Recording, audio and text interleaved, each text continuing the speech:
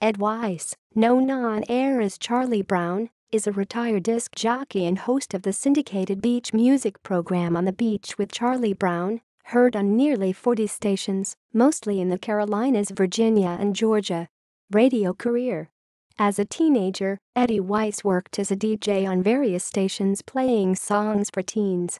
In 1961, Weiss, while working at a radio station in Norfolk, he was told Eddie Weiss would no longer be his name.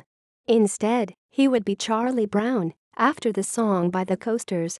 After graduating from UNC Chapel Hill in 1963, Brown worked at a station in Charlotte, where he interviewed Stevie Wonder. Diana Ross brought the singer into the room. Brown became one of the Kicks' men of music. From 1964 to 1970, Brown was evening host on Top 40 WKIX in Raleigh, North Carolina. After leaving his on-air job, Brown worked in sales and later served as WKIX general manager. He also helped to produce the first beach music records with Atlantic Records. Later, as a partner in Beach Beat Records, he was one of the first to sell beach music records advertised on TV. In 1996, Brown was the first DJ named to the Carolina Beach Music Hall of Fame. On the Beach is a 3-hour show heard on about 40 stations as of 2015, with about 50 songs from a playlist totaling 650.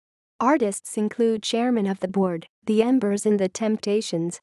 In 2010, On the Beach won the Syndicated Radio Show Award at the Carolina Beach Music Awards for the 4th year. Brown also won for Best Radio DJ in the years 2004 through 2008, and On the Beach has been named favorite syndicated show every year since 2010. Tom Taylor says his reputation is such that he could be in the middle of the Arctic and still be an important player in beach.